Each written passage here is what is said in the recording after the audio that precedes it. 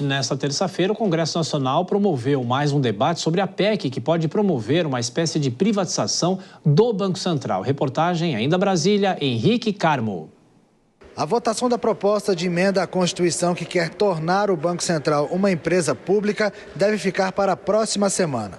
A Comissão de Constituição e Justiça no Senado Federal debateu a PEC nesta terça, mas a leitura do relatório só deve ser feita na quarta-feira. O relator do texto na CCJ, senador Plínio Valério, do PSDB do Amazonas, falou antes da sessão sobre a expectativa da tramitação da proposta. E haverá mudanças, eu prevejo assim. Eu espero que eu possa ler amanhã o relatório. Então, a gente lendo o relatório amanhã, haverá pedido de vistos, automaticamente. A gente, na outra quarta-feira, já foi uma semana, é que então haveria a discussão e a votação. Essa é a nossa expectativa. De acordo com o texto em discussão, o Banco Central, que hoje é uma autarquia de natureza especial, passaria a ser uma empresa pública, com mais liberdade para tomar decisões. O banco passaria a ter autonomia técnica, operacional, administrativa, orçamentária e financeira.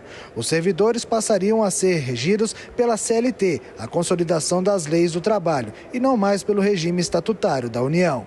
Durante o debate no Senado, o ex-presidente do Banco Central, Henrique Meirelles, destacou a relevância de dar mais independência para a instituição. A autonomia formal do Banco Central, inclusive agora com a possível ampliação para a autonomia financeira, é necessária por um simples motivo. O Brasil não pode ficar dependente do compromisso informal com a autonomia do BC a cada presidente eleito, né?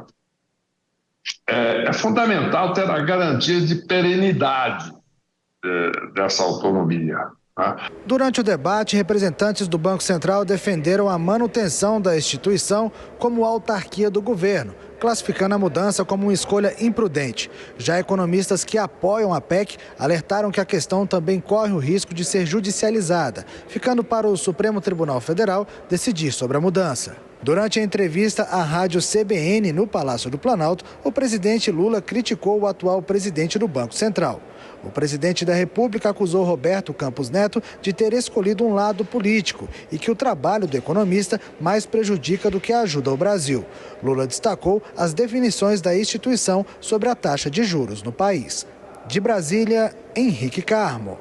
Nelson Kobayashi, essa é uma discussão que já vem se arrastando, né? E o Congresso Nacional discutindo a autonomia financeira do próprio Banco Central. E, claro, o governo usa muitas vezes isso para reagir e nos ataques que nós acompanhamos nesta terça-feira do presidente Lula.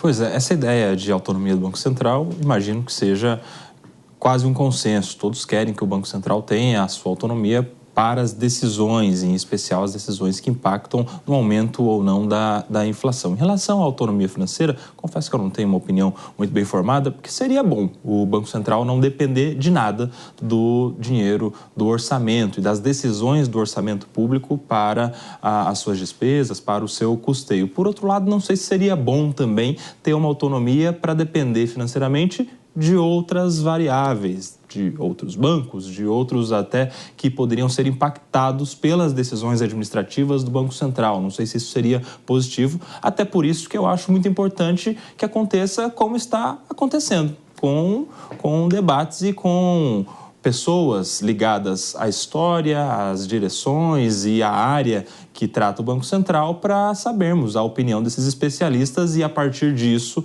gerarmos uma convicção. É um tema, de fato, que gera esta polêmica, esta dúvida. No meu ponto de vista, qualquer autonomia poderia ser boa, mas, neste caso em específico, uma autonomia por completo, inclusive financeira, deveria ser melhor debatida.